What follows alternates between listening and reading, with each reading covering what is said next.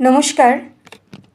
আজকের সুপ্রীতি নোটবুকে কবি শঙ্খ ঘোষের মুখ ঢেকে যায় বিজ্ঞাপনে।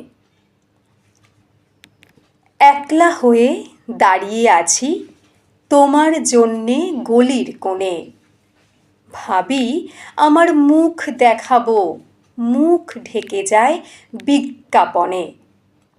একটা দুটো সহজ কথা বলবো ভাবি চোখের আড়ে, জৌলুসে তা ঝলসে ওঠে বিজ্ঞাপনে রং বাহারে।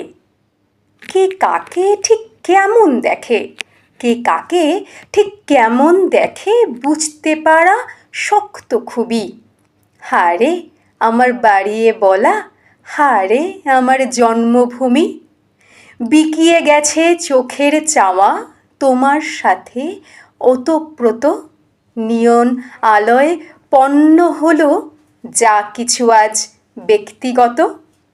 মুখের কথা একলা হয়ে রইল পড়ে গলির কোণে, মুখের কথা একলা হয়ে রইল পড়ে গলির কোণে।